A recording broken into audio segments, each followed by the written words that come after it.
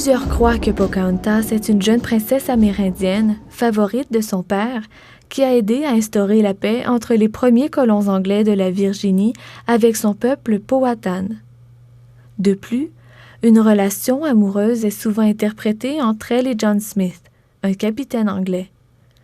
Pourtant, la réalité historique reflète bien peu d'éléments concordants avec les représentations populaires de ces personnages.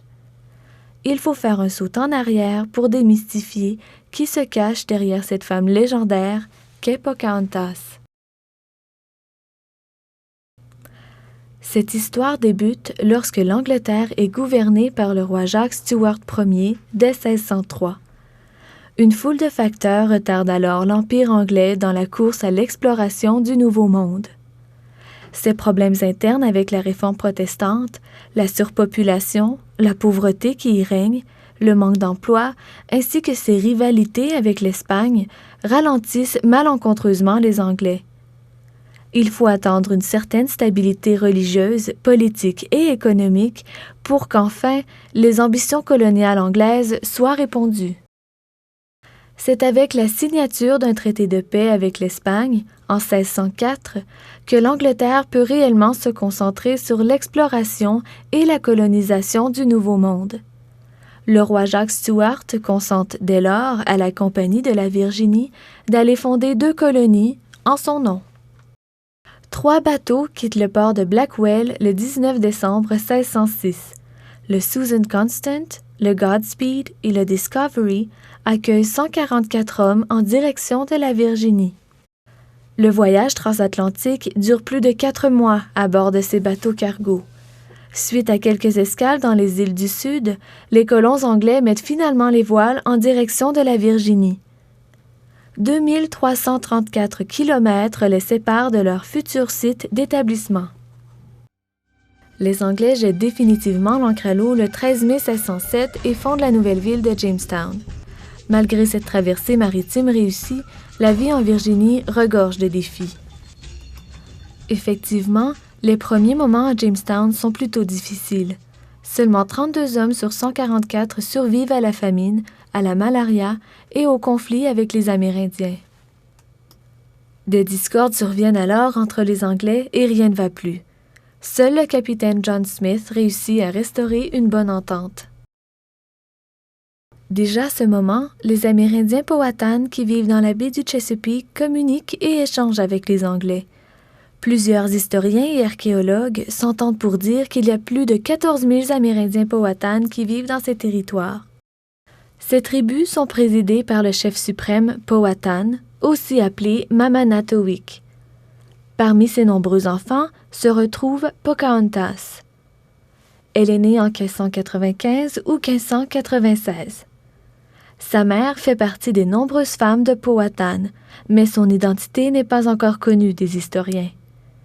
Il est dès lors impossible de confirmer si réellement Pocahontas a un statut de princesse, puisque chez les Amérindiens Powhatan, le statut de l'enfant provient de la mère. L'histoire demeure encore discrète sur les enjeux de la rencontre entre Pocahontas et John Smith.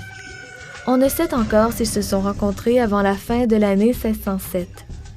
Les premières mentions de contact entre ces 2 personnages est lors de la capture du capitaine John Smith par les Amérindiens Powhatan.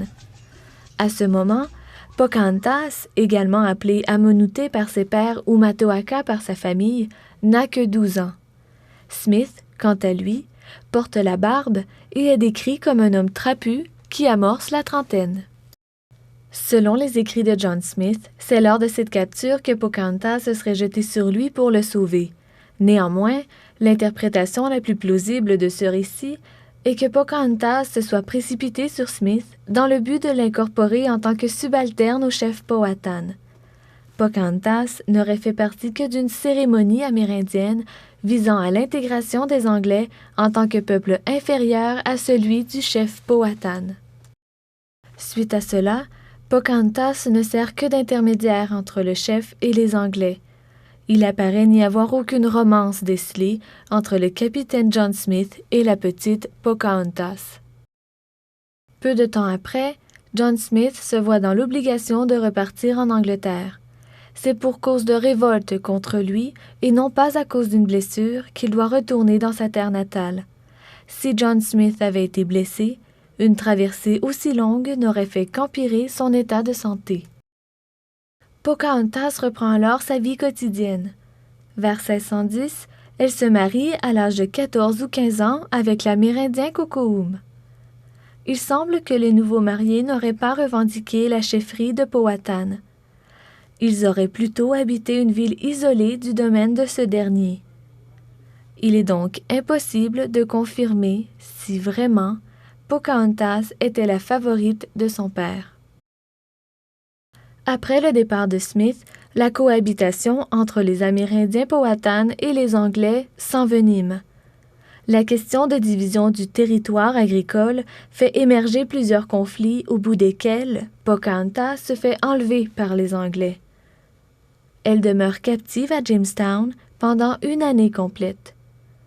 Durant cette période de captivité, les Anglais enseignent à Pocahontas les fondements du christianisme. C'est aussi durant ce temps qu'elle rencontre John Rolfe, un célibataire de 10 ans son aîné. Dans un élan d'amour, John Rolfe propose un mariage diplomatique entre lui et Pocahontas dans le but d'atténuer les querelles incessantes entre les Anglais et les Powhatan. Pocahontas est alors baptisée et prend le nom chrétien de Rebecca. En 10 jours seulement, le mariage est consacré. Son précédent mariage avec l'Amérindien Cocohoum ne semble en rien perturber cette nouvelle union. 2 années s'écoulent et une paix précaire règne entre Anglais et Powhatan. Entre-temps, John Rolfe et Pocahontas ont un fils, Thomas. Ces derniers sont invités à Londres en 1616. Arrivée, Pocahontas reçoit la visite de John Smith. C'est à ce moment que le capitaine écrit une lettre à la reine Anne. Il y mentionne pour la première fois l'histoire de sa capture par les Amérindiens Powhatan et comment Pocahontas l'aurait sauvée d'une mort certaine. 1 an après leur arrivée en Angleterre, Pocahontas et John Rolfe sont invités à la cour du roi Jacques Ier. Cette représentation d'une union entre un homme anglais et une amérindienne consolide l'idée de réussite coloniale de l'Empire anglais dans le Nouveau Monde. À l'approche de son retour en Amérique, Pocahontas meurt d'une maladie inconnue à Gravesend en Angleterre à l'âge de 22 ans. À partir de ce moment, les relations entre Amérindiens Powhatan et Anglais se détériorent à nouveau. Plusieurs batailles surgissent. En 1650, près de 50 ans après l'arrivée des colons anglais à Jamestown, il reste moins de 40% de la population amérindienne avant les premiers contacts européens. Aujourd'hui, il est possible de visiter le Jamestown Settlement, un site historique qui explique la colonisation anglaise en Virginie. Pocahontas a certes aidé à l'amélioration des relations entre son peuple Powhatan et les colons anglais. Néanmoins, c'est en mariant John Rolfe que, malgré elle, les tensions entre les Anglais et Powhatan se sont dissolues. De plus, sa relation avec John Smith n'est en rien amoureuse. Malgré cela, l'histoire de la jeune Pocahontas éveille la curiosité et demeure dans nos mémoires.